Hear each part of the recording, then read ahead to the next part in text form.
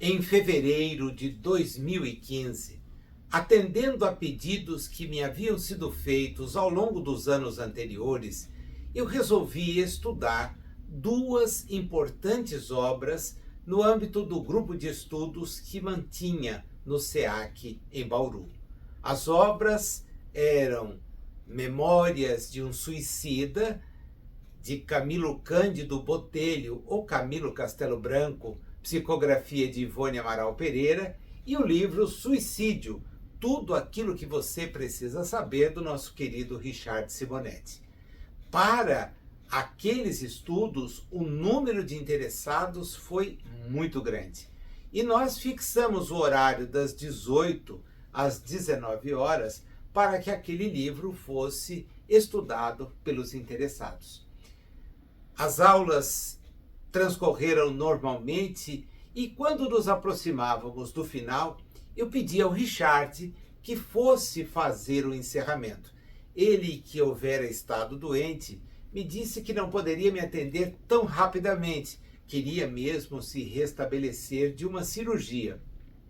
O que aconteceu é que a recuperação foi exitosa e ele então atendeu ao nosso pedido.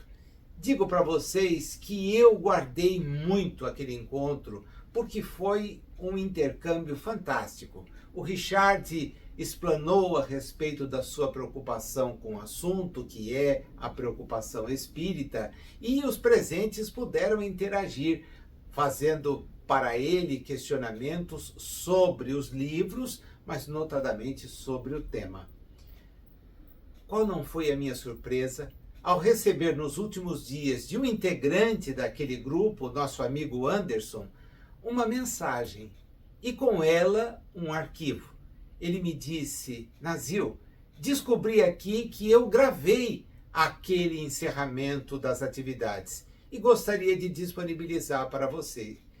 É o que você vai ver agora. Acompanhe, são mais de 60 minutos de espiritismo puro, de profundidade na abordagem de um tema que a todos nos interessa.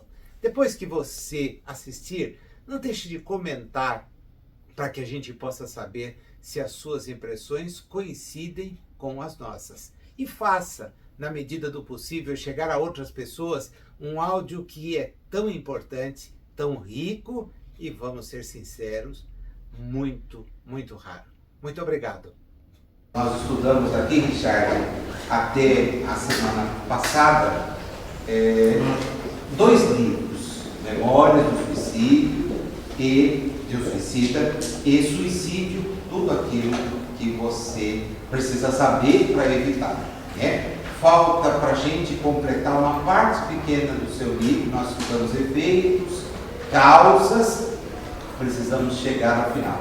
E a ideia de te trazer é para que você fale para a gente e que também nós possamos perguntar para você, porque afinal de contas, ter o autor aqui permite que a gente pergunte tudo que quiser e mais um pouquinho.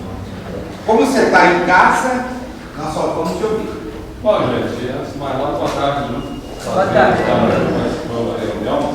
Vamos falar muito das reuniões que o Brasil faz, acho que o centro é uma coisa muito produtiva, gratificante, promove o centro, né? É muito bom. Acho muito importante que nós estejamos empenhados em estudar realmente a doutrina, algo que infelizmente não acontece com o público de modo geral. O pessoal leva muito pela rama, vem muito ao centro para receber o passe, receber a assistência espiritual, e poucos realmente estão interessados no estudo assim, mais firme, mais sério, para realmente aprender aquilo que a doutrina espírita tem para nos oferecer. Com relação à questão do suicídio, eu escrevo sempre um pinga-fogo para a Revista Internacional do Espiritismo. Há coisa de uns 20 anos já eu faço uma coluna mensal, sempre abordando um tema de atualidade na base de perguntas e respostas. 8 perguntas, 8 respostas. E andei abordando em algumas oportunidades a questão do suicídio, principalmente quando a gente ouve falar que o suicídio está com incidência maior, quando tem algum caso de suicídio que choca a opinião pública, eu sempre escrevi alguma coisa em pinga-fogo. Depois acabei reunindo esses artigos e escrevi outros tantos e deu origem ao livro suicídio, tudo que você precisa saber. Para vocês terem uma ideia, esse livro já foi traduzido para várias línguas, para o inglês, o francês, o italiano, o norueguês, o russo, o espanhol. E na Europa há um interesse muito grande em todo o assunto. Os nossos confrades, é bom destacar que o movimento espírita na Europa é feito quase que exclusivamente por brasileiros. É uma coisa interessante, os brasileiros é que estão reerguendo o espiritismo na Europa, formam comunidades espíritas, e eles estão muito preocupados com o alto índice de suicídio que está acontecendo na Europa. Aliás, não só na Europa, hoje praticamente no mundo todo. Em alguns países do Oriente, como o Japão, por exemplo, o índice é altíssimo de suicídio. Na Europa também. Então, os nossos confrades da Europa, eles entraram em contato comigo, e há já mais algumas traduções sendo feitas para outras línguas europeias, porque eles querem que esse livro circule por lá, porque é importante que a pessoa tenha uma ideia do que é o suicídio. A maior parte das pessoas que se suicidam não tem a mínima noção do que é o suicídio. Então é um negócio muito complicado. A última estatística que eu li a respeito do assunto fala que acontecem atualmente no mundo mais suicídios do que mortes pela violência urbana. No ano retrasado morreram perto de 900 mil pessoas no mundo vitimadas pelo suicídio. Vítimas de assassinatos no mundo todo não chegou a esse número. Então é uma coisa realmente altamente preocupante, que deve merecer, a meu ver, do espírita o interesse não só em conhecer o assunto, mas sobretudo em divulgar o conhecimento espírita, porque não há dúvida nenhuma de que a melhor vacina contra o suicídio é o espiritismo, não tem dúvida. Tanto é que dificilmente é um negócio altamente complicado você encontrar um suicida que seja espírita. É muito difícil acontecer, porque a doutrina nos dá uma consciência tão plena do que é o suicídio que a pessoa realmente vai enfrentar tudo na Terra, não vai pensar em se matar. Agora, o suicídio tem uma característica que eu acho importante considerar. Eu falei de uma estatística de 900 mil pessoas que se matam por ano, mas se nós formos considerar as pessoas que se matam e não aparecem como suicídio, esse número, eu garanto, vai ser triplicado. Porque é muito comum um cidadão que se mata ele ter um constrangimento de aparecer como suicídio.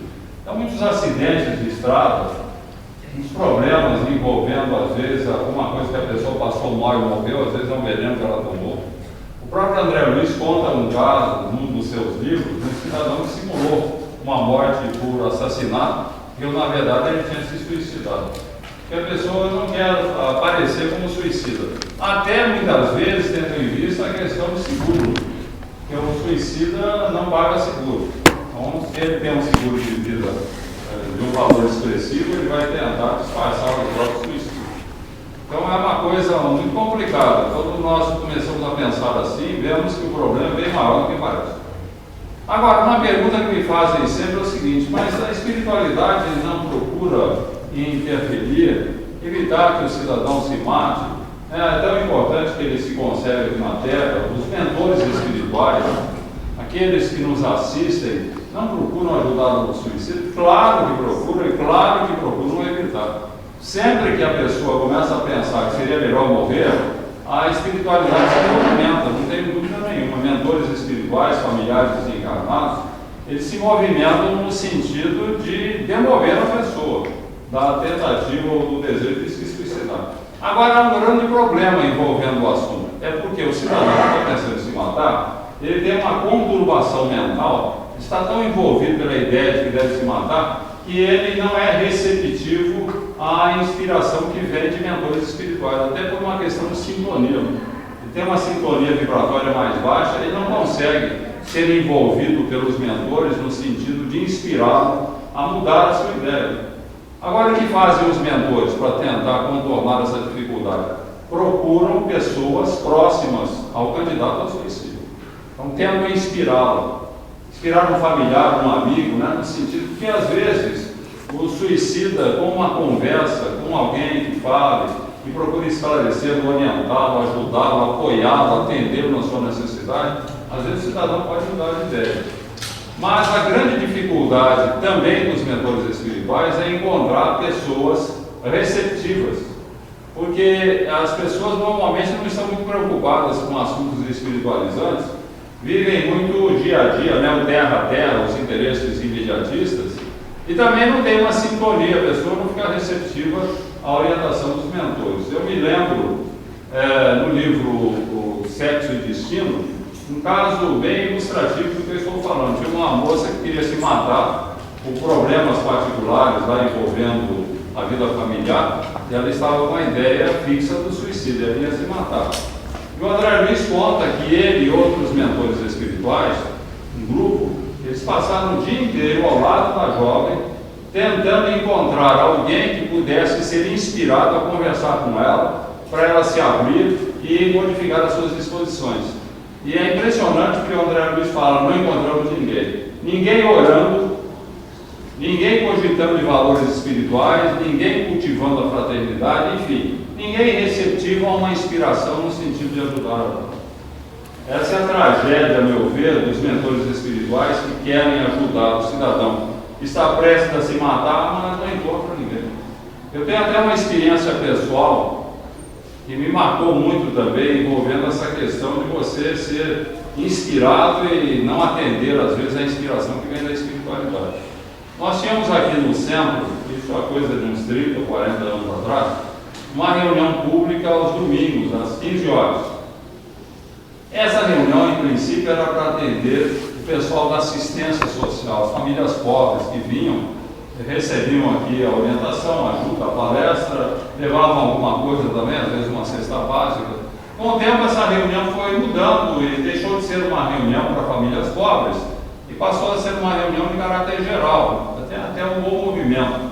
A reunião era feita às 16 horas. Eu frequentava a reunião e tinha um rapaz que mudou para Bauru, ele começou a frequentar a reunião. Eu tinha um conhecimento assim, muito ligeiro dele, tinha sido apresentado, comecei ligeiramente, como conversamos às vezes com um frequentador do centro, mas nada assim, de mais longo.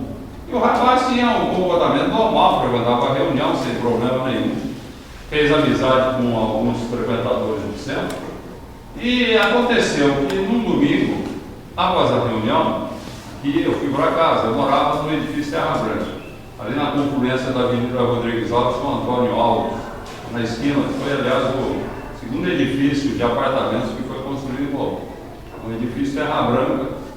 E o rapaz, por coincidência, ele morava também no edifício. Morava no quinto andar, eu no segundo.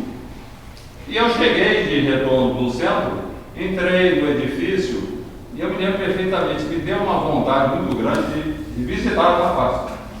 Uma coisa assim, eu poderia visitar o fulano, porque a gente não travou contato assim mais estreito, afinal ele frequenta o centro, ele mora no mesmo prédio, ia fazer uma visita para ele. A hora que eu entrei no elevador, me bateu forte esse desejo de visitar o rapaz. Eu tinha que apertar o quinto andar para ir para onde ele morava, mas eu acabei vacilando, apertei o segundo, fui para o meu apartamento, entrei, deitei, dormi um pouco, acordei por volta de 6 horas, tomei um banho, jantei, saí para o cinema, né? Tinha um cinema. Cine Bauru funcionava, né, naquela época, a sessão das 19 horas. E a hora que eu saio ali na saída do prédio, na portaria, estava ali um salseiro. Tinha bombeiro, tinha polícia, tinha hospital e uma multidão ali na frente do prédio. Eu falei, o que aconteceu? Fulano do quinto andar matou-se. Ele deu um tiro no peito. Aquilo para mim foi um choque, né? Eu falei, meu Deus. Bem que tentaram me levar para lá e eu refuguei, não fui. Agora, vocês vão perguntar, mas você ficou com dor na consciência? Eu não fiquei, porque eu não tinha noção nenhuma a respeito do assunto. Eu não tinha nenhuma ideia de que alguém estava tentando me levar para lá para demover o rapaz do suicídio. Vamos conversar com ele, que o suicídio às vezes é questão de momento, de repente ele resolve. Bom, desde então eu tenho procurado fazer o possível para, quando eu tenha esse tipo de intuição, de repente telefona para o cidadão, ou visita o Beltrano, o Ciclano, eu tento atender, porque eu acho que isso é importante. Às vezes a espiritualidade está nos acionando para tentar ajudar alguém. Talvez eu tivesse evitado um suicídio. Quando a pessoa é receptiva a essas intuições que vêm da espiritualidade, é uma beleza. Vou também contar um outro caso interessante, isso não aconteceu comigo, aconteceu com um confrade nosso aqui, espírita da velha guarda, Ele não era frequentador aqui do Amor e Caridade, ele frequentava outro centro. Mas um espírita participante, desenvolvia várias atividades. E uma dessas atividades era visitar o presídio, onde ele ia pelo menos uma vez a cada 2 meses. Naquela época fazia-se uma palestra de uma sala especial lá, eu mesmo participei muitas vezes, íamos lá fazer a palestra. Bom, o confrade chega mais cedo, e como ele não tinha o que fazer, ficou passeando por ali na entrada, acabou entrando na biblioteca, viu um preso que estava lendo o livro. E ele ficou impressionado de ver a expressão abatida, solitária do preso, né?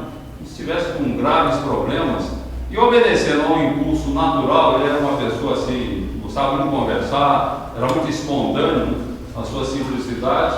Ele se aproxima do preso: olá, meu irmão, como está? Lendo um pouco? Faz bem, os livros iluminam o espírito, aquecem o coração, e por aí foi, numa torrente de palavras amigas, extravasando fraternidade. O preso, naturalmente, recebeu assim, surpreso, tão expressiva demonstração de fraternidade de alguém que ele não conhecia, mas acabou rendendo-se a simpatia do visitante. Conversaram durante algum tempo. Na hora da palestra, o nosso confrade: meu irmão, vamos lá, vamos ouvir um pouco a palavra de Deus, vai fazer bem. E o preso não tinha vontade nenhuma de ir, acabou se rendendo novamente à simpatia do visitante, foi lá para a palestra. O nosso confrade, naquele momento, ele resolveu que ia falar sobre o suicídio. E, com base no Evangelho segundo o Espiritismo, ele fez uma palestra, destacou todos aqueles problemas relacionados com o suicídio, né, o que acontece com o suicida, o sofrimento, as consequências, processo reencarnatório, tudo aquilo de problemático que vai acontecer com o suicídio. E terminou exaltando, como a gente sempre faz, né, que a confiança em Deus é a base para nós resistirmos a esses impulsos, enfrentando as nossas provações, aquilo que a gente tem que passar na Terra para fazer jus a uma situação melhor, tudo isso que a gente fala como espírita. Terminada a palestra, o nosso confrade, que era um grande divulgador do livro espírita, ele me abre a pasta, tira exemplares de O Livro dos Espíritos e distribui para os presentes. Deu um para cada preso que estava presente na palestra. Para aquele preso, ele conversou: olha, meu filho, você gosta muito de ler, leia, esse livro vai lhe fazer bem, você vai gostar. Despediram-se e ele partiu. Dias mais tarde, o nosso confrade recebe uma carta daquele preso. E dizia mais ou menos assim: prezado amigo, cordiais saudações, eu peço-lhe me desculpar estar incomodado, mas eu não poderia deixar de lhe dizer que o Senhor me salvou a vida. Naquele dia, quando entrou na biblioteca, eu não estava lendo. Os meus olhos estavam pousados no livro, mas o meu pensamento era um vulcão. Problemas variados haviam se acumulado de uma tal forma que eu queria mesmo era morrer. Eu estava justamente pensando em como fazer para me matar quando o Senhor entrou. Jamais esquecerei a sua expressão fraterna, a sua saudação alegre, e tenho certeza de que foi Deus quem o enviou. O livro que o Senhor me deixou foi uma bênção de Deus, me esclareceu, me deu uma noção de que nós não estamos entregues à própria sorte aqui na Terra, que existe Deus, que Deus nos olha, que os bons espíritos nos atendem, nos protegem, e por aí foi. A carta falava de uma convicção espírita adquirida com a leitura simplesmente do Livro dos Espíritos. Terminava o preso agradecendo uma vez mais a saudação e tudo mais. E eu diria que se esse nosso confrade não tivesse feito nada mais na sua vida, e ele fez muito mais que isso, a sua vida já estaria justificada, né? Quantas e quantas pessoas ele acabou beneficiando com esse comportamento dele, essa maneira de ser. E eu pergunto quantas pessoas nós poderíamos beneficiar também, simplesmente nos dando ao trabalho de divulgar a doutrina espírita, de distribuir livros, de conversar com as pessoas.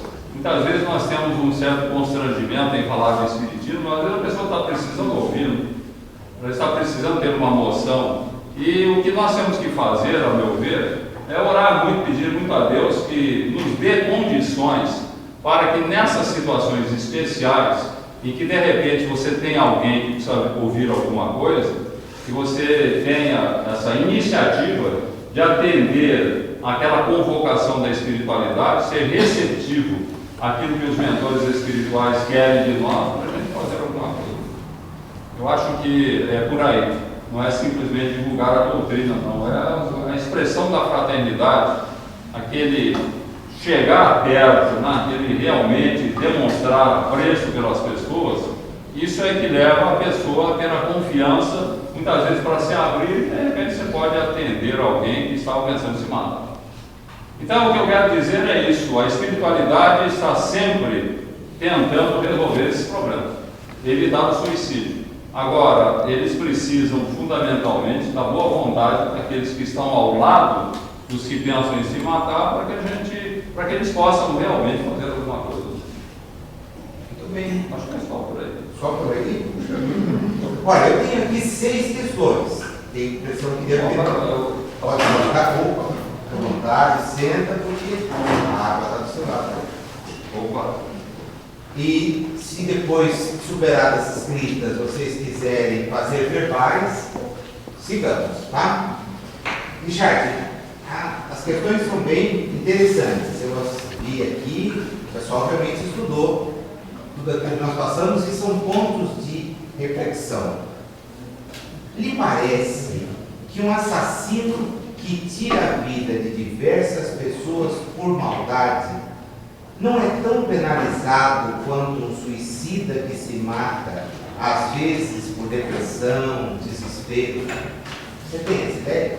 Ele pode não ter, porque o suicídio, ele provoca um desajuste violento no perispírito, né? Aquilo não sabemos, a gente aprende no espiritismo. Se alguém me der um tiro e eu morrer, o meu perispírito não será atingido, mas se eu der um tiro no meu peito, um ato de suicídio, o perispírito será atingido. Porque o nosso perispírito só pode ser atingido por uma ação consciente da nossa vontade. Então, realmente, assim, em princípio, eu diria que a consequência do suicídio é mais grave para aquele que se mata do que para aquele que mata alguém. Mas o comprometimento moral do assassino é 1000 vezes pior, não tem dúvida. Ele vai ter que responder pelos crimes que ele cometeu, pelo crime que ele cometeu, e ele vai amargar, sim, quando reencarnar, ele vai se ver em situações difíceis, vai ter limitações e uma série de problemas que estão relacionados com a maldade que ele cometeu. Em princípio, até concordo com a pergunta. Em princípio, parece que a reação é pior que o suicídio. Mas o suicida, ele supera mais facilmente o problema através do processo reencarnatório, enquanto que o assassino, ele vai ter que refazer a sua vida, muitas vezes compensar aquele a quem ele assassinou. Ele vai ter um trabalho maior, mais demorado, vai sofrer mais, moralmente ele está muito mais comprometido, não tem dúvida nenhuma.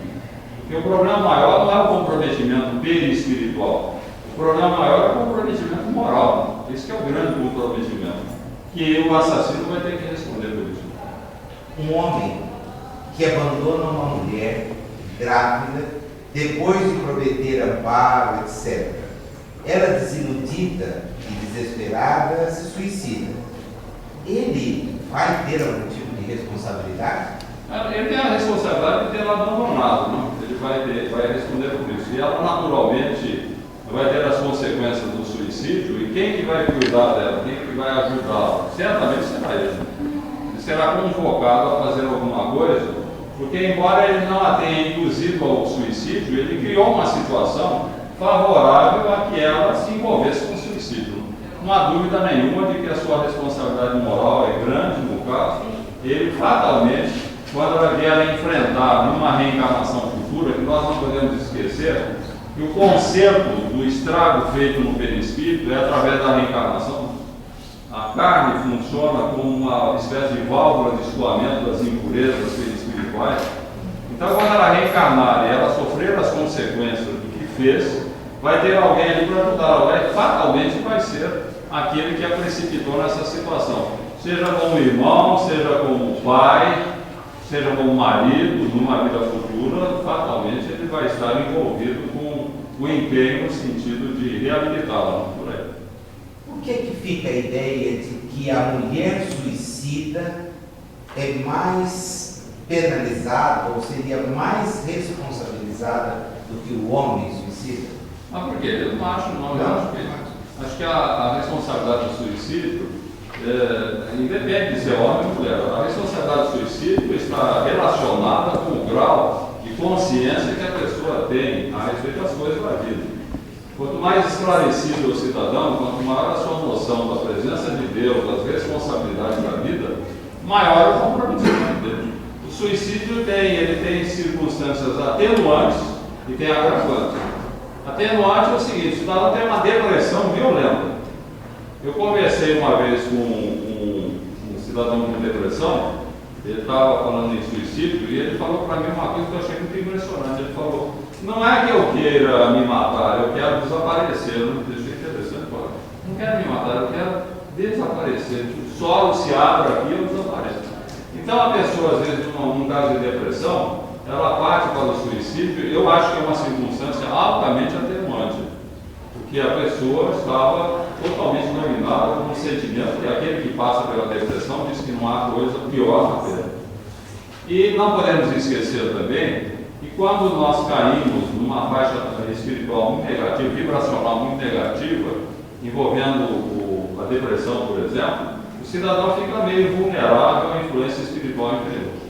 Então o espírito vai ajudar mais ainda, né? Um obsessor que quer induzir ao suicídio aproveita da depressão: por que você não se mata, aí vai resolver o seu problema, resolve, você se livra. Então o obsessor ele vai ter responsabilidade também, e a responsabilidade do suicida vai ser atenuada, embora ele não se livre da responsabilidade. Ele não vai se livrar das consequências do mal que ele fez ao próprio perispírito. Agora, assim como nas circunstâncias atenuantes, há agravantes também.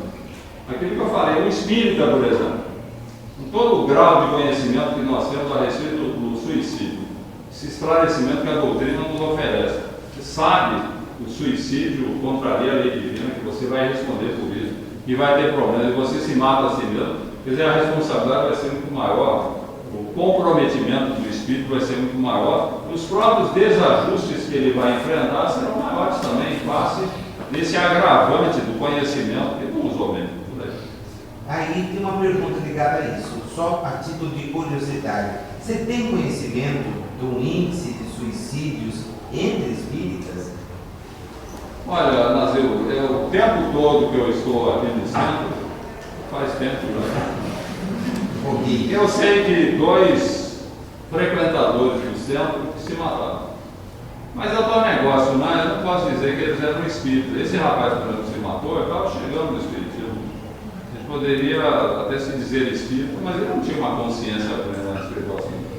E o outro também, que foi frequentador do centro, fez porém aqui, eu não me lembro com quem que ele fez, mas era um negócio, era uma pessoa altamente perturbada. Um cidadão que vem já para o centro, vem fazer porém, tentando dar um jeito na vida, tentando se equilibrar. Então, esses 2 casos nós tivemos, que é o que eu digo para vocês, eu não diria que eles eram propriamente espíritas, né? Eram simpatizantes do espiritismo, não tinham o conhecimento que a doutrina nos oferece a respeito do assunto. Não digo que o espírita não vai se matar, porque ele tem conhecimento, mas é muito mais difícil, né?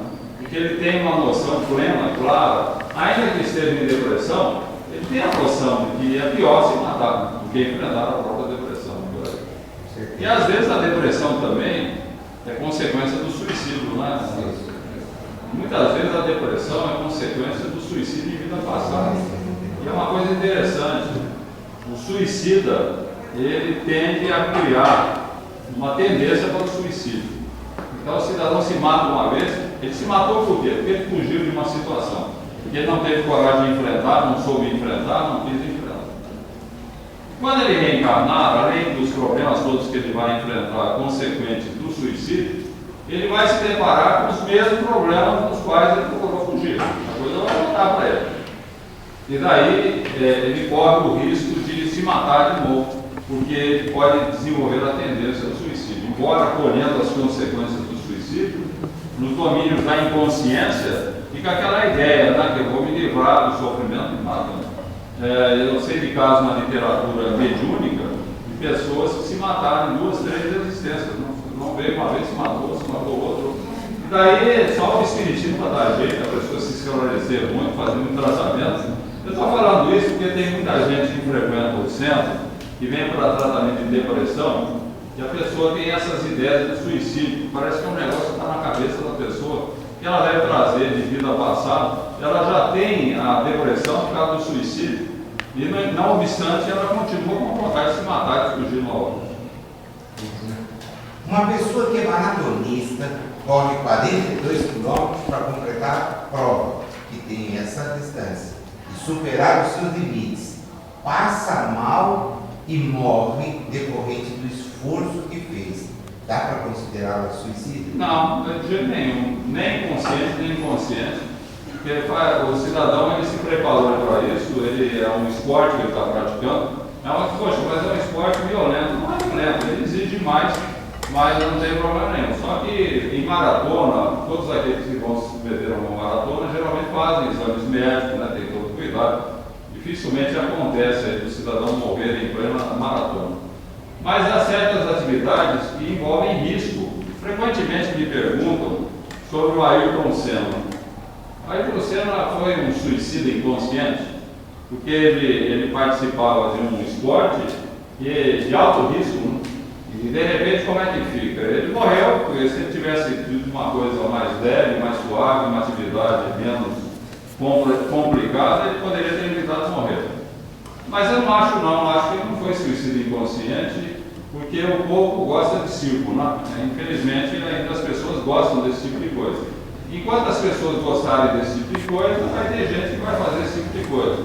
E eles não se entregam a esse tipo de atividade assim sem cuidado, né? Um cuidado muito grande. Tanto é que na Fórmula 1, depois da morte do Senna, só agora recentemente morreu outro, né? Depois de 20 e tantos anos morreu outro. Eles se servem de todos os cuidados, de toda a prudência, então não estão se entregando a um tipo de atividade que pode matar o cidadão, podia ter evitado ou morrer, não. Faz parte, né? Tem muitas atividades que são de alto risco. Um soldado, por exemplo, um policial que entra em luta com um bandido, tiroteio, de repente ele morre, seria o caso que o governo podia pegar uma atividade mais leve, que ele não corresse esse risco, e já que ele quis correr esse risco, ele não está favorecendo a própria morte? Não, porque alguém tem que defender a sociedade, né? Alguém tem que fazer, digamos, um trabalho sujo, tem que estar lá para a defesa da sociedade. Então, se ele morrer no desenvolvimento da sua atividade, ele não é suicida, de jeito nenhum, não pode ser enquadrado de forma nenhuma. Ele estava no cumprimento do seu dever. E um paraquedista que faz aquilo só para satisfazer o próprio ego? O Ayrton Senna é um artista, faz o circo. Agora, um paraquedista que pula lá para ele ter aquela satisfação. Mas ele não tem a intenção do suicídio, ele não faz aquilo com a intenção de se matar. Porque o que vai ter a característica é você não ter a intenção e não se cercar, ou não ter a intenção, mas não se cercar dos cuidados necessários. São chamados esportes de alto risco. É o que eu falo, que na Terra o povo gosta disso ainda, tanto aquele que participa quanto aqueles que apreciam.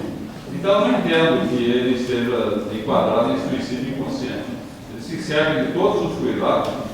Acidentes são raros para acontecer, então não podemos enquadrá-lo como suicídio.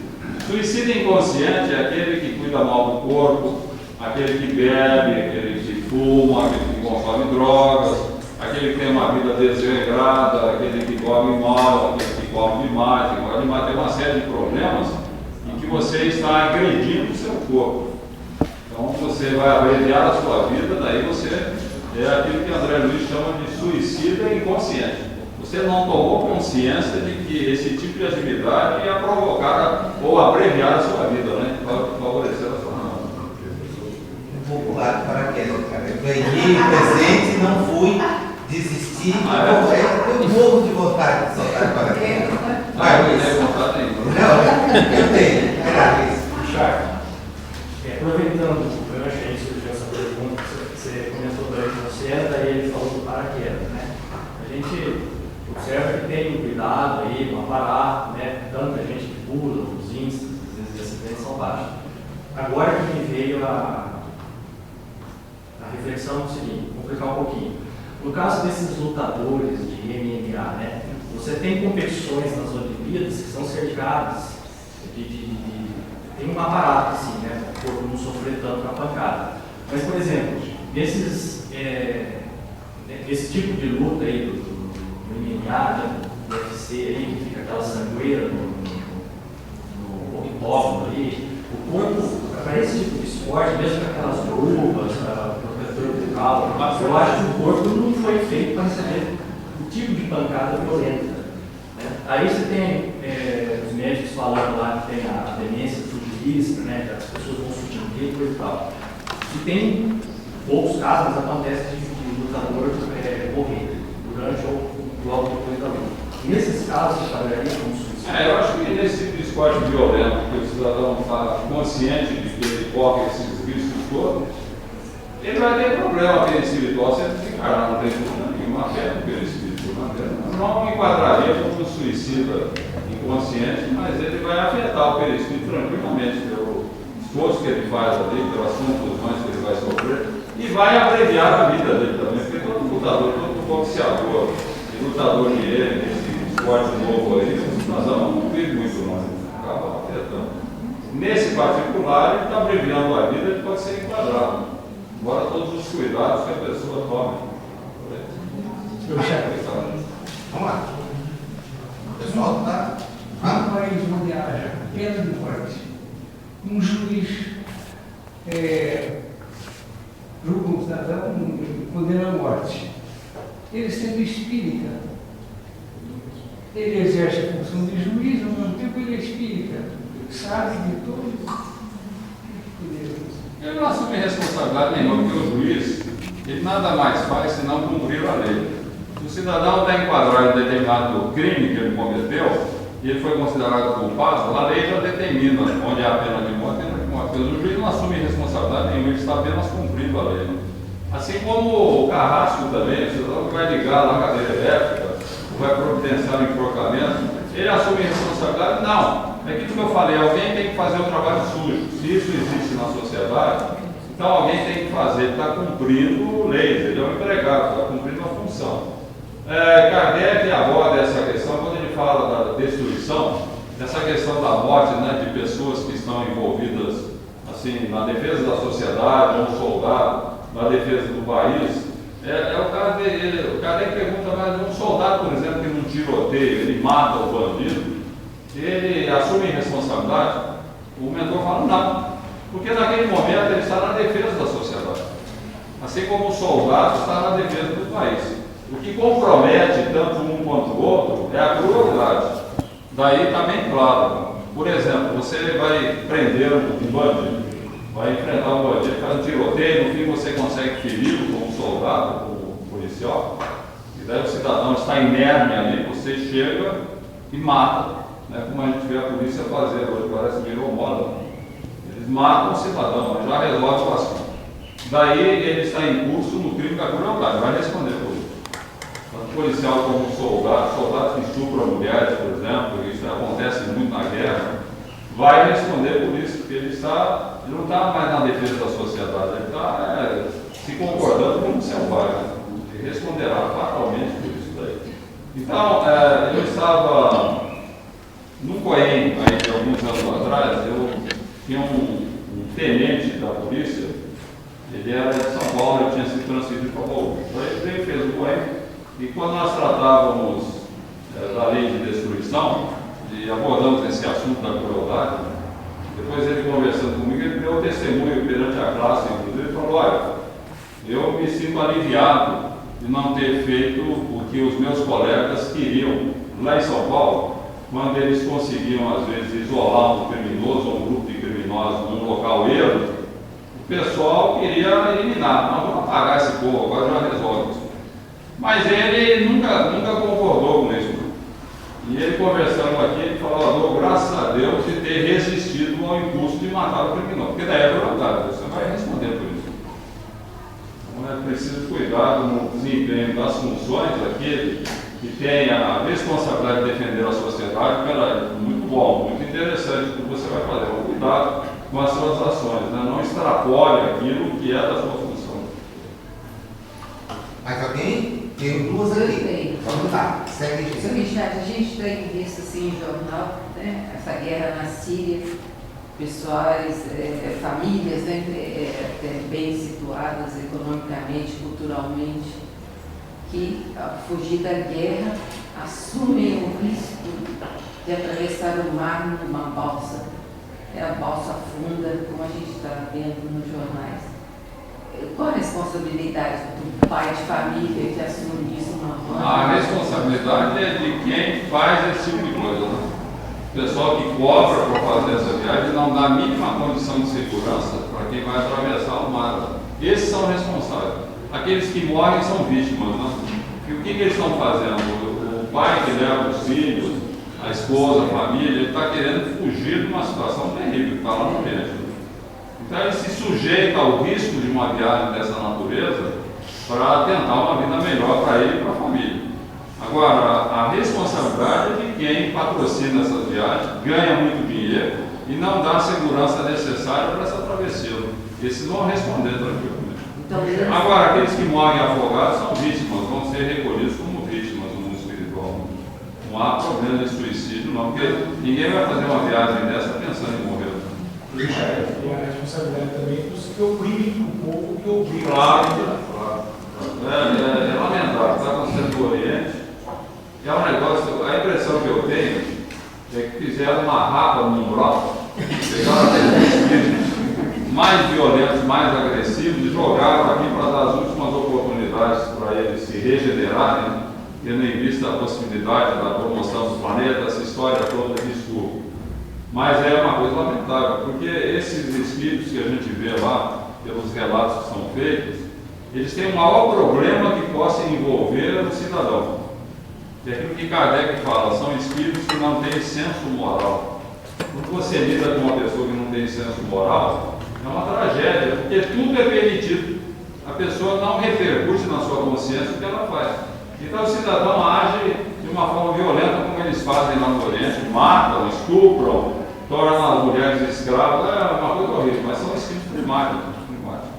Eu me lembro uma vez que tinha uma jovem que frequentava aqui o céu, era médium por sinal, e uma coisa lamentável, ela foi assaltada e foi assassinada, ela morreu assassinada. O ladrão não a violentou, mas a levou para um local ermo e simplesmente a matou e fugiu com o carro. Mas ele era tão primário que ele não conseguiu dirigir o carro direito, ele acabou provocando um acidente e foi preso. Agora, o que me impressionou na entrevista que ele deu na televisão, ele falou mais ou menos assim, perguntaram para ele, mas por que você matou a moça? Não tinha necessidade de matá-la. Ele respondeu assim, nesses termos. Aí eu fiquei com medo que ela fosse me alcahuetar, então eu apaguei ela. Isso que ele falou. Mas o que me impressionou foi que ele falou isso sem nenhuma repercussão, não estava com remorso nem nada, não achei. Fiquei com medo que ela fosse me alcahuetar, apaguei ela. Para ele não repercutiu nada. Isso é espírito sem senso moral. Se lidar com quem não tem senso moral, o negócio complica. Agora, como é que se adquire senso moral? Daí a coisa é complicada, você tem que pegar desde criança, da orientação, né? Iniciação religiosa, iniciação moral, que é coisa que infelizmente nós não temos lá no Oriente, né? O povo lá já nasce, já cresce, uns odiando os outros, sempre com aquela propensão para a guerra, para a violência, é uma lástima, Meninos, alguém mais? Se não, tem uma aqui. O suicídio está relacionado à condição evolutiva? Dá para a gente dizer que o suicida, por regra, é um espírito pouco evoluído? Não, eu diria que ele pode ser regularmente evoluído, mas não há dúvida nenhuma de que a partir de certo patamar de evolução, o cidadão nunca mais vai pensar em se matar. Isso é tranquilo. A ideia nem vai surgir mais na cabeça dele, porque ele já atingiu um patamar de esclarecimento, de noção, que ele pode enfrentar os piores problemas da vida, ele nunca vai pensar em fugir do suicídio. Então é uma coisa intrínseca dele. Então eu diria, em determinado patamar, isso daí já vai acontecer. Agora, há muitas vezes espíritos altamente intelectualizados, que têm um intelecto muito desenvolvido, muito conhecimento, mas que não obstante, ainda moralmente tem alguns comprometimentos, e eu acho interessante, a gente vê muito intelectual que se mata, né? É muito comum o intelectual se matar, porque ele tem um desenvolvimento intelectual, mas ele não tem aquela contraparte moral, aquele desenvolvimento para avaliar bem o que ele faz, ele não tem nem noção da presença de Deus na nossa vida, né? Mas resumindo a coisa, eu entendo que a partir de certo patamar, não se cogita mais de suicídio. O cidadão atingiu um patamar que ele não tem mais ideia, para ele não existe suicídio. No caso, aí seria o Camilo. O intelectualizado, o Camilo é um exemplo evidente disso. Camilo, Sim, é verdade. Vai, Altamente intelectualizado. E o livro Memórias de um Suicida, vocês devem ter chegado lá, já tem muito. Acabou. Tem uma coisa que me impressionou muito no suicídio, porque não é só o comprometimento do cidadão, o comprometimento pessoal dele, afetando o perispírito e tudo mais. Vocês devem estar lembrados do caso lá de um português, que ele insistia em visitar a família, ele queria por toda a lei, até que deixaram ele visitar. Quando ele chegou para visitar, a esposa tinha virado uma cafetina, a filha tinha se prostituído e o filho estava preso. Porque a família dependia dele, ele era o apoio moral da família, dava segurança para a família. A hora que ele se matou, desarvorou a família, desandaram. Então, é que o Camilo comenta, ele é responsabilizado pelos desvios na família toda. Além do problema do suicídio, ele vai ser responsável pelo que aconteceu com a família. Daí que eu acho uma coisa para a pessoa pensar. Às vezes o cidadão está em má situação financeira, não, tem 4, 5 filhos para criar, não está dando, vamos matar. Mas daí a carga da sua família vai ficar pior ainda. Vai faltar o chefe da casa, a mãe vai ter que cuidar dos filhos. Então é isso que o suicida nem sempre se dá conta. Aliás, ele nunca se dá conta do sofrimento que ele vai impor à família. Porque é muito traumatizante ter alguém que se mata na família. Sempre muito traumatizante. Se o suicida tivesse um carinho mais especial, um amor maior pela família, ele jamais faria isso. Simplesmente para não dar à família o desgosto, não o trauma de ter alguém que se matou. Os suíços, por exemplo, lá na Suíça, tudo funciona muito bem. Saúde, educação, e o índice de suicídio lá é altíssimo. Aonde? Na Suíça. Na Suíça. Na Europa toda, não? Não, Suécia. Na Europa toda. A pessoa tem falta o conhecimento espiritual, né? A pessoa cai no tédio da vida, né? Parece que está tudo fácil lá, mas ela não tem um ideal, não tem algum objetivo para ser alcançado. Quer gozar se a pessoa é pobre, ela está lutando, ela tem um objetivo.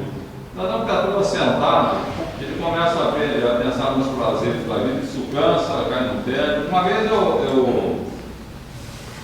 gente fazia visita no hospital e frequentemente encontrávamos pessoas que tentavam se matar. É impressionante o índice de pessoas que tentam se matar, que isso não aparece em estatística também. Vão ter se matar, não consegue. Não teve a competência para se matar. Mas o cidadão tinha pedido, tomado lá uns comprimidos, né, para morrer, não morreu, o cara lá, eu conversando com ele, falei, escuta, mas por que você tentou se matar? Você é desempregado? Não, tem um bom emprego. Você brigou com a namorada? Não, me deu muito bem com ela. Não se dá bem com os pais? Não, minha família é muito boa, minha mãe gosta muito de mim. Mas afinal, o que aconteceu que você tentou se matar? Ele falou um negócio que eu fiquei impressionado, ele falou, não, que eu estava entediado da vida. Nossa! Eu acho que atrás disso, não tenho dúvida que tem um processo obsessivo. Né? A obsessora às vezes trabalha em cima disso, ele leva ao tédio, que é o que eu acho que acontece na Europa, principalmente em países como Suécia, Suíça, né, que tem índices maiores. É o tédio da vida, você não fica entediado, parece que não tem objetivo, né? Acaba... No caso do desenho, agora me veio o difícil Joel. A pessoa está lá, você vai morrer. Ou ela se joga, ela escolhe assim, ou eu fico aqui, se queimada viva, ou pula. É o suicídio? Não tem responsabilidade nenhuma, é uma reação natural de fuga. Porque a temperatura no incêndio ela é para mais de 1000 graus centígrados. Aquele foco do incêndio onde a pessoa está, você imagina, a água ferve a 100 graus. Imagine 1000 graus. Dizem os especialistas que a pele derrete.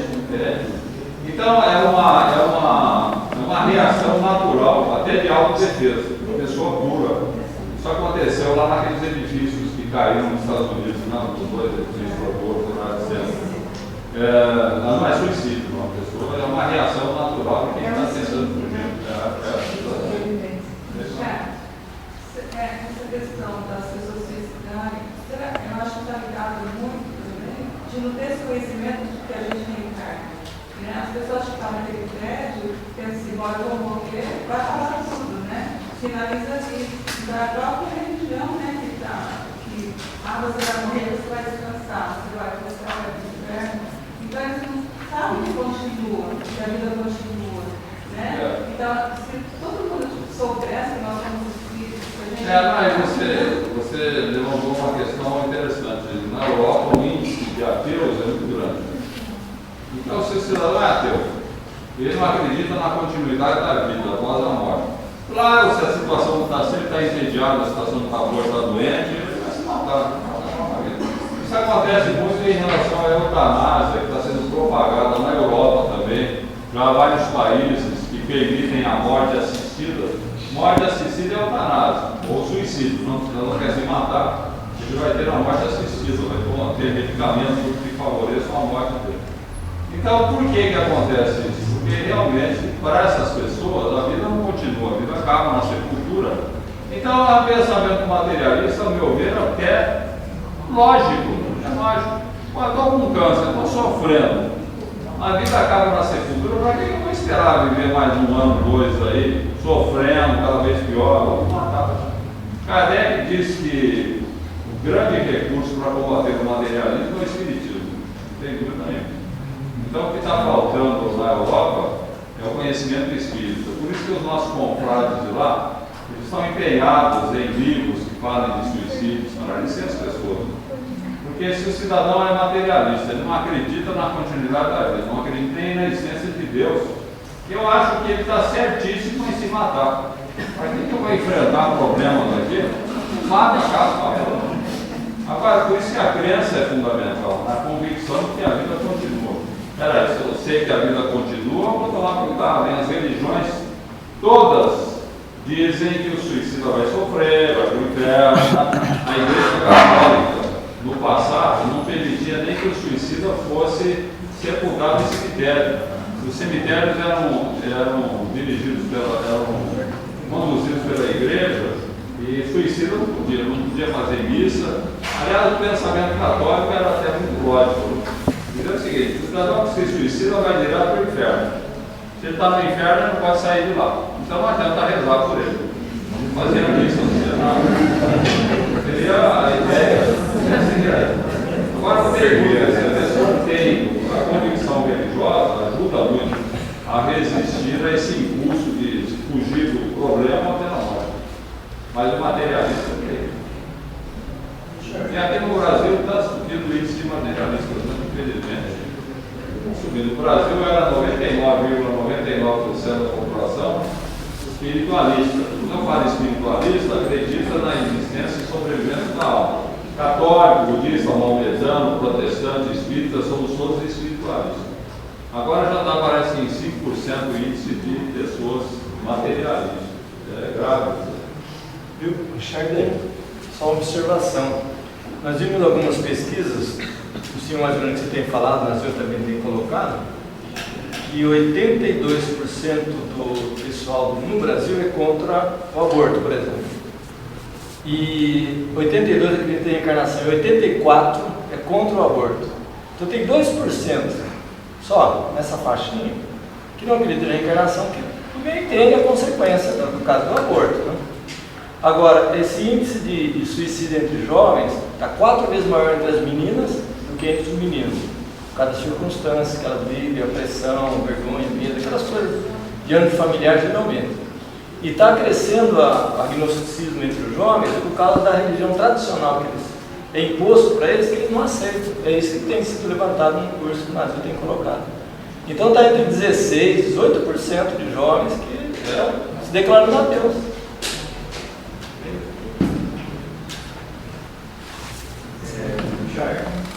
Há uma passagem no livro dos Espíritos que fala, dizendo assim, nenhum grupo existe a uma vontade firme, né? Mais ou menos isso. Quando fala lá da influência espiritual, né? Que está sendo influenciado, ele pode quebrar essa rede. Levando-se em consideração isso, levando-se em consideração que a gente tem um instinto de conservação do corpo. Nos casos dos homens bons, do fanatismo religioso, ou pessoas que cometem esses atos translocados aí de desespero, podemos dizer que há um forte desequilíbrio emocional aí que contribui para esses princípios? O suicídio é sempre desequilibrado emocionalmente, não tem dúvida nenhuma. Você falou no instinto de conservação. O simples fato dele vencer o instinto de conservação, que é fortíssimo no ser vivo, não é só o homem, não, todos os seres vivos têm instinto de conservação. Só que nenhum animal se mata, nenhum ser inferior se mata. O único ser que se mata é o homem. Tem condições para neutralizar o instinto de conservação quando ele cai nessa negatividade, né? Quando ele pensa que a vida não vale a pena, ele acaba neutralizando o instinto de conservação. Agora, tem casos interessantes aí que o cidadão é induzido a fazer alguma coisa onde ele vai se matar, porque ele sofre uma verdadeira lavagem cerebral, que é o caso dos homens bomba. O bomba é uma coisa incrível. Eles geralmente são jovens, eles são trabalhados, eles são induzidos a explodir como bomba humana, matando um monte de gente, porque eles vão morrer como mártires. Isso aí é orientado para eles, que eles morrem como mártires, vão direto do paraíso e terão à sua disposição 72 virgens, né? Aí, mas é animador, né? 62 virgens. Vai ter sentido também. Por incrível que pareça, parece brincadeira, mas é verdade. A doutrinação é essa. E acontece o seguinte, você nunca vê um chefe desses jovens fazer isso. É tão bom ele se matar e vai para o paraíso com essas regalias todas, porque ele não se mata. É a mesma coisa, mas acontecer, o pessoal fala do Schopenhauer, né? O Schopenhauer, a teoria dele mal interpretada, acredito que não fosse essa a intenção dele. Ele falava que para o homem se libertar da dor, ele tem que se livrar da vontade de viver. Aí ele se livra da dor. E daí consta que muita gente se suicidou na época dele, por causa dessa teoria, né? E um dia ele está dando aula e um aluno perguntou para ele: mas professor, o senhor fala que a gente tem que se livrar da dor, suprimindo a vontade de viver, cai no suicídio, por que o senhor não se matou até hoje? Ele falou: não, porque alguém tem que ensinar, né?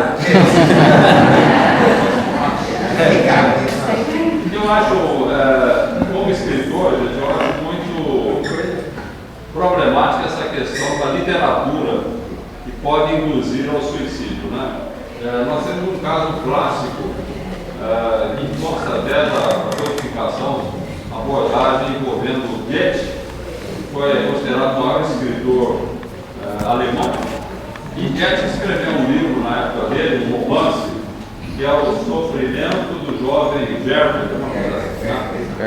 Esse livro ele fez muito sucesso, mas induziu muita gente ao suicídio. Era uma época de romantismo, e a história lá é o seguinte: o Werther era um jovem, ele era abastado inclusive, mas era apaixonado por uma jovem, uma senhora casada, e ele tinha amizade com a senhora e com o marido, né? Ele convivia com os dois, mas tinha uma paixão por ela. E um dia ele acabou se declarando e ela o rejeitou, porque ela não gostava mesmo do marido. Então ele fica tão abalado com isso que ele se mata. Então o romance termina praticamente com o suicídio dele. Posteriormente, depois de desencarnado, Goethe, numa das evocações de Kardec, ele se manifestou. Isso daí está na Revista Espírita, o Goethe ele lamenta muito por ter escrito aquele livro, porque ele induziu muita gente ao suicídio. Então, para ver como a literatura é poderosa também, a gente precisa tomar cuidado com aquilo que escreve, que fala. O André Luiz fala que os autores que se dedicam, por exemplo, à pornografia, aqueles que se dedicam a fazer reportagens, né, que mexem com muita gente, escandalosas, tem repórteres que são especialistas nisso. Eles são todos envolvidos por espíritos obsessores que os induzem a fazer coisas cada vez piores. A tendência do cidadão, o cuidado que ele não tem com relação àquilo que ele está fazendo. Mas esse caso do Goethe eu acho muito interessante.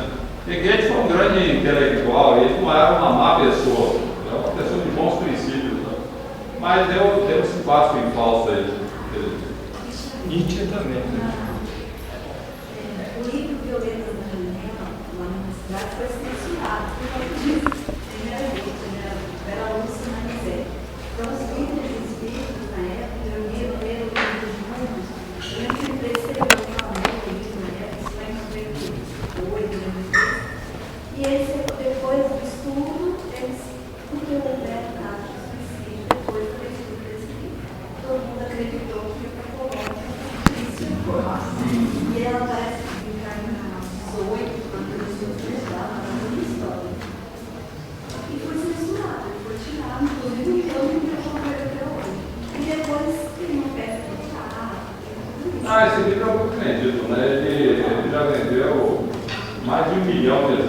vezes a riqueza da editoria, inclusive. Eu vi que ele viu a letra na janela, é o André Luiz dos pobres. Mas, infelizmente, é um livro que tem muitos erros doutrinários. Esse é o problema. Muita coisa lá, que não. Mas é um pouco ótimo. Quem não conhece o Espiritismo, lê e adora o livro, né? Está fazendo um trabalho, mas ele tem muita parte. Os livros que me chamam a atenção que você começou a ler. Os espíritas consideram os livros não é um espírito. Mas geralmente é iniciante que lê. Vamos lá. Sendo Allan Kardec, francês, o espiritismo que nasceu na França, como explicar os europeus, assim, tão materialistas, que seria um furto excessivo da vida real que leva a isso? O Kardec ele nasceu na França e codificou o Espiritismo na França por uma razão muito simples. Ele sabia perfeitamente que não ia funcionar lá na Europa, mas a França era o centro cultural do mundo. Paris, a cidade de luz. Eu entendo que ele codificou a doutrina em francês, porque era um foco de irradiação, como foi mesmo para muitos países, inclusive para o Brasil. Mas eu acredito que ele tinha ideia de que não ia vingar na França. Está vingando atualmente os brasileiros que vão para lá. Mas o problema é o seguinte: o cidadão, quando é materialista, ele é convicto da sua crença materialista, ele nem vê espiritismo, não quer saber. É porque o Kardec fala uma coisa interessante. Isso ele fala no livro dos velhos, que fala a memória. Fala, antes de você tentar convencer o cidadão de que os espíritos se manifestam, você tem que convencer de que existem espíritos. Esse é o problema do materialista, ele não acredita. Então, como é que ele vai aceitar uma doutrina que fala da existência dos espíritos se ele não acredita na existência dos espíritos? Então, esse é um grande problema do materialista, ele não dá uma abertura para que você possa argumentar, olha, aprovado, a gente prova que o espírito se manifesta, prova que há intercâmbio com a lei, tem casos maravilhosos aí de Chico Xavier e tudo. Para ele não repercute nada, ele não acredita em espírito, para ele não existe. Nem questão dele ficar em nada, né? Viu, Richard? Nem em Deus acredita. Então, é o que o Espiritismo fala, essa pessoa está negando ela própria. Então, se eu queria usar a argumentação da pessoa, perder tempo. Ela não acredita nem em Deus, nem em Espírito. De maturidade, né? É questão de inteligência e de bom senso. Às vezes, aparentemente, a pessoa é inteligente, mas ela nega a priori, é difícil. Bem, Celso? É o seguinte, o problema é AIDS. A gente sabe que é um problema seríssimo, né, no mundo todo, uma epidemia, se transformando quase que uma pandemia. E o problema maior é que a transmissão se pode dar de maneira incidental, com acidente ocupacional, né, profissional da saúde, qualquer pessoa que pode ter contato com material contaminado. Pode ser por ocasional, né, nem sempre. E não acho que talvez esse funcione isso mais. O problema maior que a gente vive hoje, assim, é que aqueles casos em que há tipo da roleta russa. Não sei se o senhor já ouviu falar. já.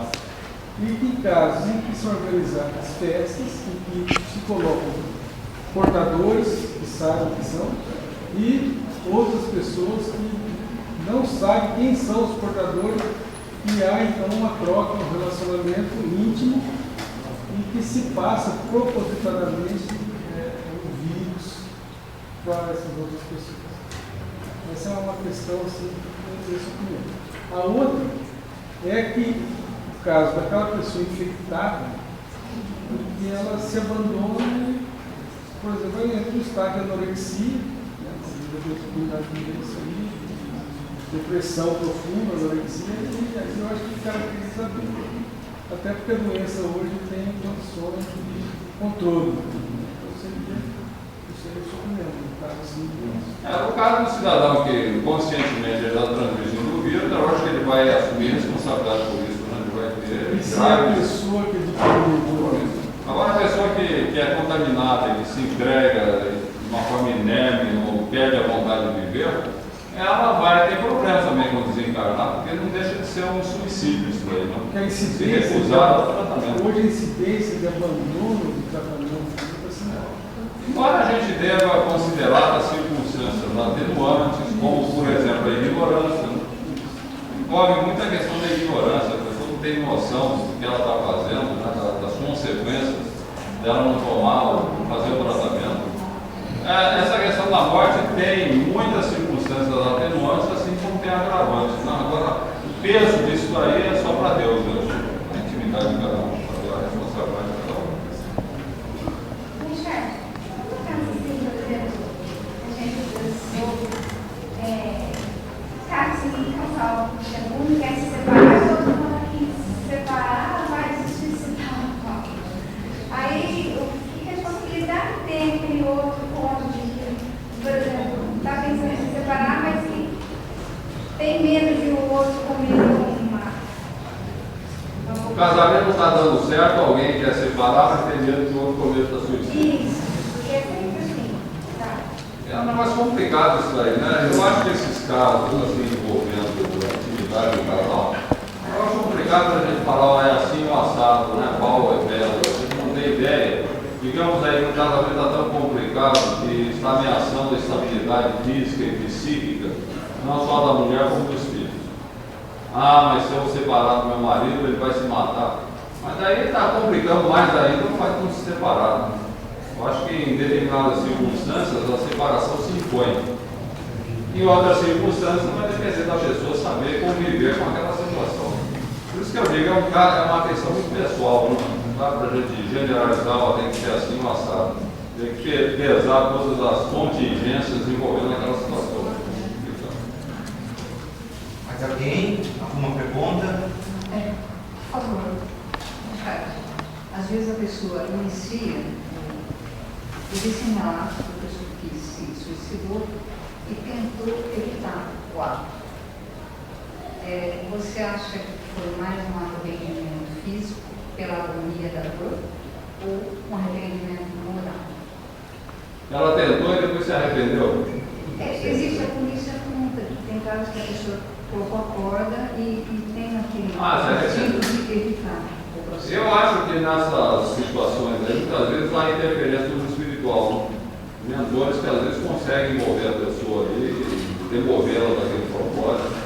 A própria pessoa ela tem um impulso do suicídio, mas acaba pensando melhor. Isso acontece com frequência. Eu penso em se matar, e chega a cogitar de se matar, mas acaba mudando de ideia. Não acontece, né? Nós recebemos ajuda muito nesse sentido, pode acontecer.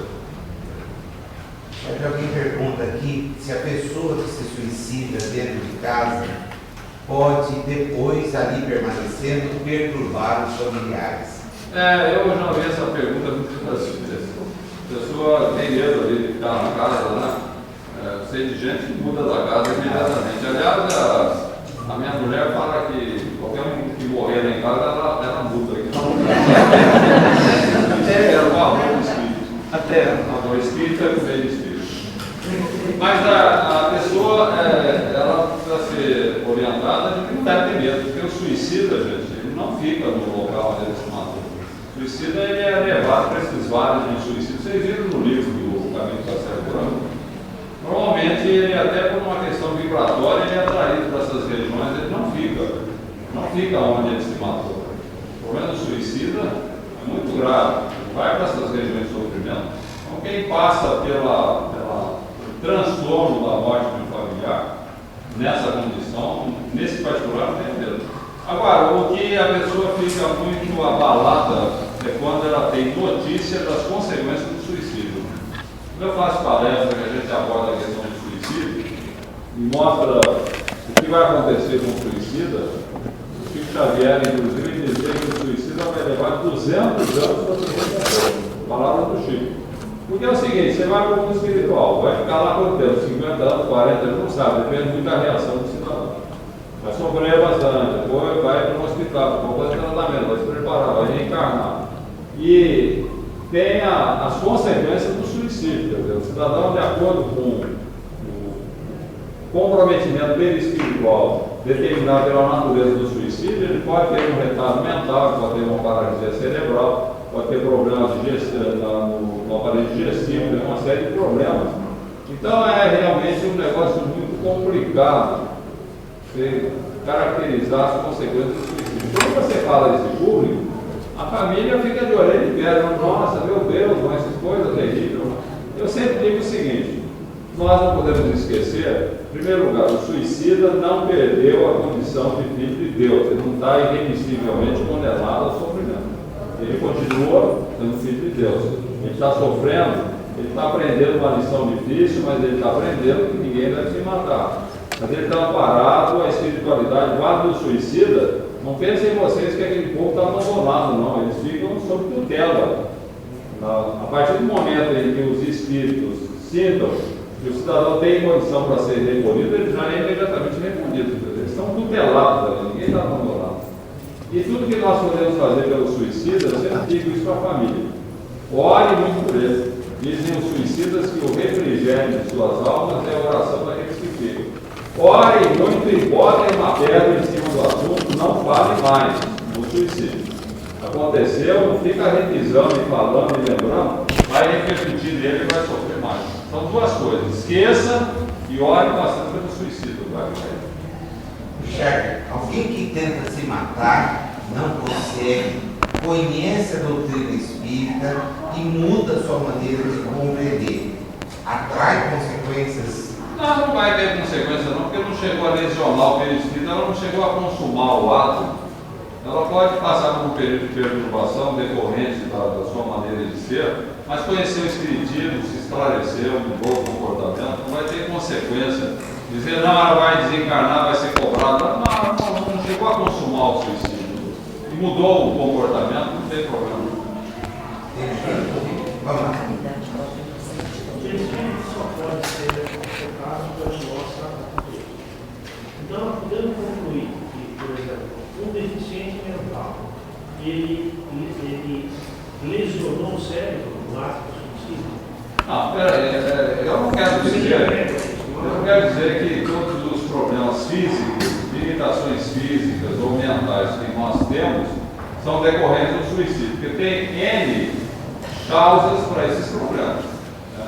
Por exemplo, o cidadão que é fumante, veterano, morre com câncer no pulmão, vai ter problema no pulmão, quando ele reencarnar. Então, depende do tipo de atividade que a pessoa está desenvolvendo, ela poderá ter um problema futuro na reencarnação. O suicídio é apenas um dos problemas que a pessoa vai ter, quer dizer, uma das causas para os problemas é o suicídio, mas há inúmeras causas.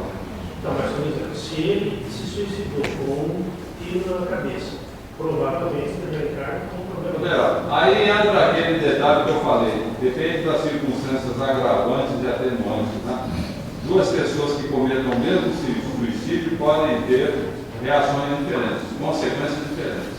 E depende do grau de maturidade, do conhecimento, de circunstâncias variadas. Então, não dá para a gente falar matematicamente assim ou assim. É que nem o Freud. O Freud,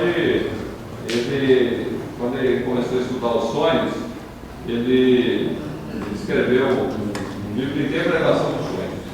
É um negócio também totalmente fora de ordem, porque não dá para você interpretar sonhos, porque cada pessoa, de acordo com o seu padrão cultural, seu conhecimento, vai ter um tipo de sonho relacionado com o assunto. Às vezes, as pessoas podem ter o mesmo sonho e, de repente, tem significados diferentes para aquele que está sonhando, depende do seu grau de cultura. Ele vai formar a imagem mental do sonho conformidade com a sua maneira de ser, a sua cultura, conhecimento, tem mil detalhes que entram. Então, não dá para você interpretar sonho e dizer assim o assado, né? Porque a coisa é muito fugidia. Da mesma forma, não dá para dizer a consequência do suicídio matematicamente é assim o assado, porque depende de várias circunstâncias, o grau de cultura do cidadão, o grau de conhecimento, o seu envolvimento, o que ele está enfrentando e o que ele tem que fazer. E você começa com a instalação sobre os desencarnes coletivos, tanto por suicídio como por formas trágicas, acidentes trágicos, onde envolve um grupo muito grande de vítimas. A seita, né? Pensa naquela hipótese da seita que o camarada induz todo mundo ao suicídio. Quer dizer isso, alguém induzir o grupo para se matar? Por exemplo, a gente vê alguns casos, lógico, é comum, onde há um suicídio programado, as pessoas vão, se envenenam. Então, você tem um número de desencarnados elemados. E aqueles desencarnados que morreram por trágica, queda de avião, né? O que isso pode representar no trajetória, ou o que isso traz para A caso do suicídio coletivo, que é induzido por alguém, algum maluco, é o caso do Jim Jones, lá nos Estados Unidos. 900 pessoas se mataram lá por indução dele. Ele vai assumir uma tremenda responsabilidade de assumir. Todos aqueles que se mataram é tal negócio, todos eles teriam circunstâncias atenuantes, porque o cidadão que se mata, que está numa seita e sob a orientação do maluco lá, tem que ser uma pessoa muito ignorante, né, para ir nessa. Então, a ignorância já é uma circunstância atenuante. Agora, essa questão das mortes coletivas, que no Espiritismo a gente fala que é programa kármico coletivo, que vieram tudo, eles eram piratas, andaram matando gente aí no navio, fizeram miséria, daí reuniram todos os piratas num avião, derrubaram o avião para eles pagarem dívidas. Daí não dá, eu não aceito isso. Eu tenho brigado muito com o meu espírito, inclusive com órgãos de direção do movimento, porque o pessoal acha que as coisas acontecem que tem que acontecer, e iniciar uma morte coletiva, o povo está pagando dívidas. Eu sempre digo o seguinte: quando eu entro no avião, eu vou viajar, eu já olho a cara de todo mundo. Se eu sentir que conheço aquele povo, eu não viajo. Se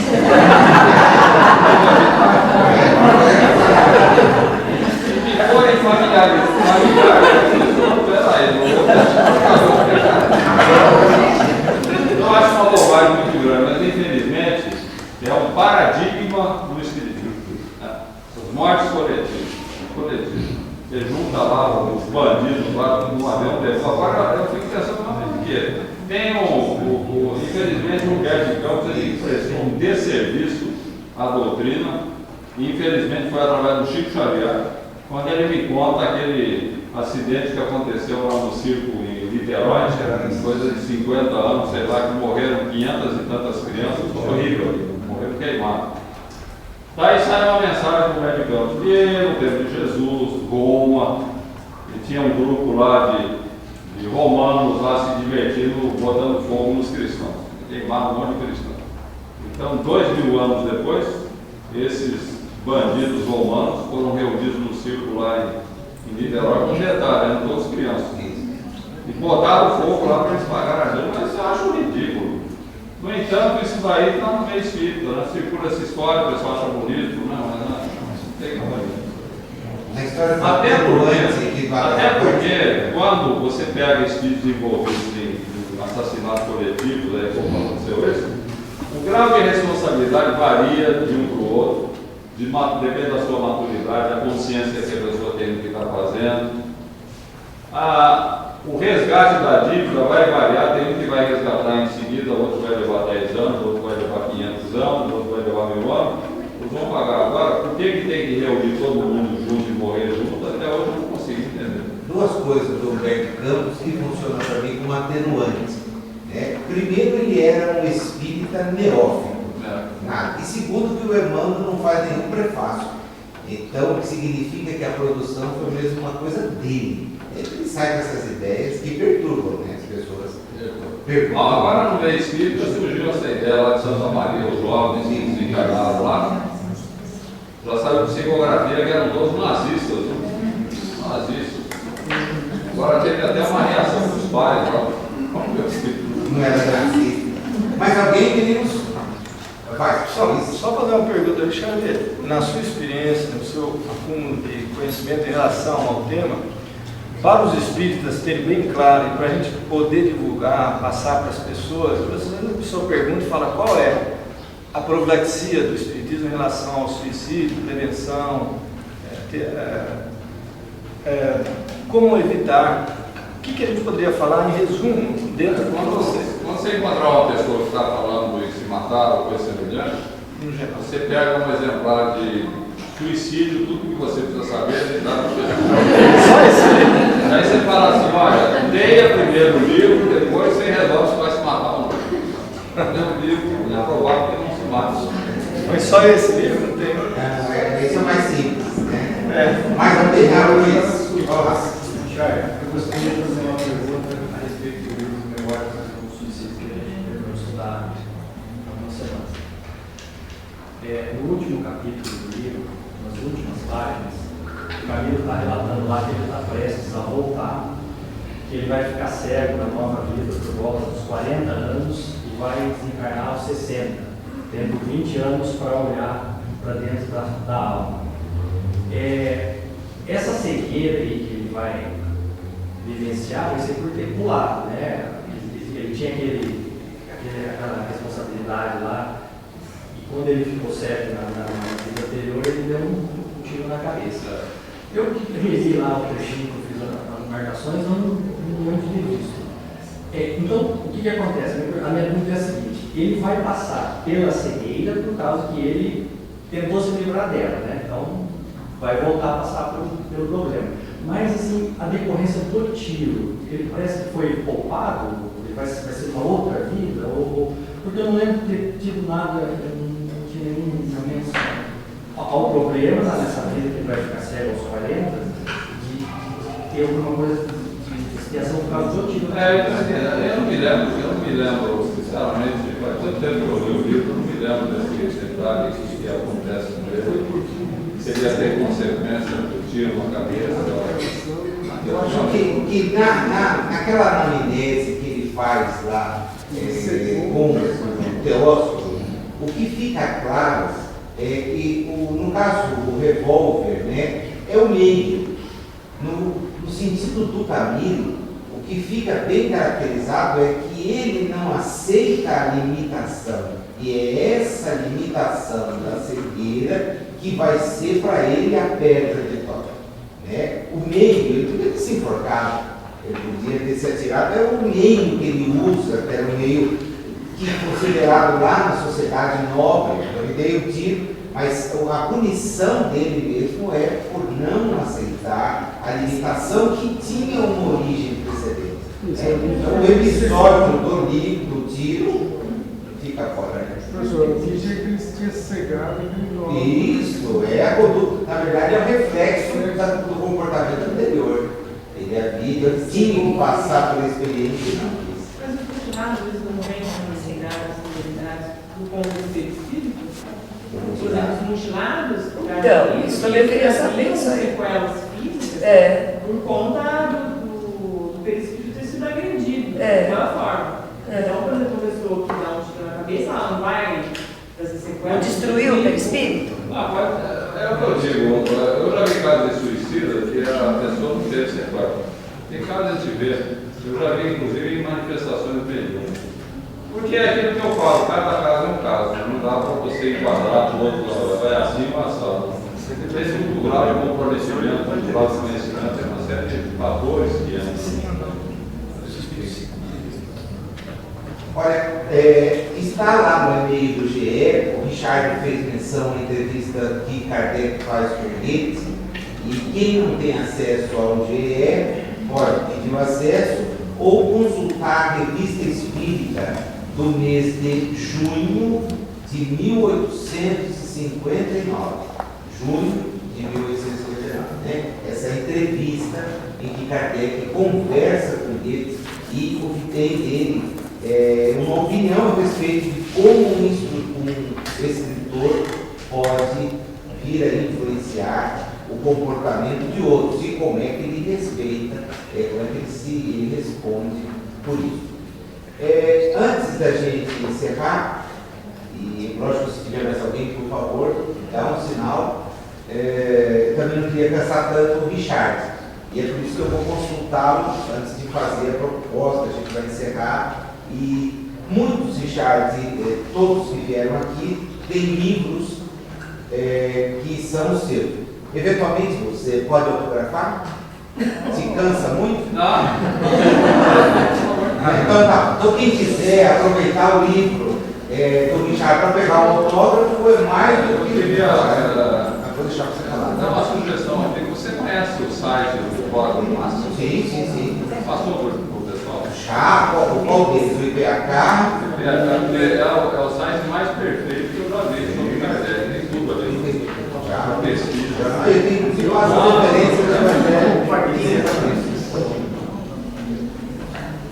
Tudo bem. Ok? Bom, gente, só para encerrar, eu diria o seguinte: o grau de comprometimento do suicida depende, como eu venho falando para vocês, do grau de conhecimento que ele tem quanto às consequências do suicídio. mais esclarecido ele for, quanto maior a visão que ele tem das consequências, maior vai ser a responsabilidade, maior vai ser o dano que ele vai fazer no próprio perispírito e no seu futuro, né? Mais conhecimento, pior. Então, nós espíritas, diante de tudo aquilo que temos aprendido em relação à doutrina espírita e, em particular, em relação ao suicídio, eu só digo para vocês o seguinte: jamais pensem no assunto, porque senão vão se danar, né? Com certeza. Bom, antes da gente encerrar, então, duas coisas. Eu vou pedir para o Rubens fazer a prece para a gente encerrar. Agradecer o Richard, né? Quanto a gente queria que ele estivesse aqui. Todas as semanas, no período em que você esteve em tratamento, nós não deixamos aqui de coletivamente vibrar por você. Havia uma preocupação em todos nós, até porque queríamos que você viesse aqui. Como você tinha segundas, até terceiras. E ficou aquela história que de repente você querer vir e eu ter que psicografar. Nós não temos muita afinidade, isso para mim é o problema. Mas houve um interesse muito grande nosso em acompanhar isso. Foi o primeiro livro seu e, evidentemente, existem outros, né? Já te falei. Tive a chance de estudar com o grupo, mas num poema, o Mediunidade, que eu acho também a maneira mais moderna de se analisar o livro dos médiuns. O livro Mediunidade do Richard tem essa característica. E penso no nosso projeto de poema de usar os 5 livros em que ele comenta o livro dos Espíritos. Acho que daria assim uma ideia muito interessante, moderna, né? Kardec não está mesmo superado, o Richard não pensa assim, mas a linguagem do século XIX era uma linguagem complicada. Então, quando a gente consegue traduzir isso em miúdos, é muito interessante. Lá no final, na saída, os que não retiraram, a gente ainda tem os exemplares do projeto da Associação Chico Xavier, que vai ser distribuído nos cemitérios no domingo. Então, por favor, fique à vontade para levar, tem um número aí que permite, né? Terminado o encontro, então, os que trouxeram os livros, se quiserem o autógrafo, nós não vamos envolver o Richard aqui, não. Usa a cadeirinha ali do lado e ele já resolve, tá ok? O Binho faz a prece e a gente encerra. Obrigado, chefe.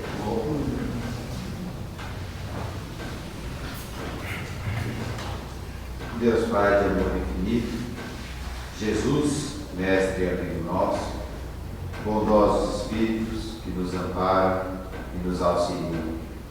Nesse momento, gostaríamos, em união de pensamento, de agradecer pelo dom da vida, pela oportunidade encarnatória, pela oportunidade de estarmos aqui reunidos com o firme propósito do esclarecimento, do estudo, que nós possamos bem aproveitar as oportunidades do nosso caminho, sabendo identificar aqueles que precisam do nosso amparo, seja no caso da pessoa estar pensando ou cogitando tirar a própria vida, ou com simples necessidade de amparo, de uma palavra amiga ou de um gesto de amor. Nesse instante em que, unidos pelo pensamento, concentramos as nossas energias, gostaríamos de vibrar por aqueles que necessitam, aqueles encarnados e desencarnados que sofrem, para que possam ser amparados e atendidos de acordo com a sua necessidade e o seu merecimento. Que também possamos enviar a nossa prece coletiva a todos aqueles que atentaram contra a própria existência, a fim de que possam, ao menos por um breve momento, receber o bálsamo e o lenitivo de pessoas que com eles se importam e que os querem ver felizes, recomeçando a sua jornada evolutiva. Dá-nos, Senhor, uma semana de muito trabalho, de muito serviço e da prática do bem incessante. E assim seja.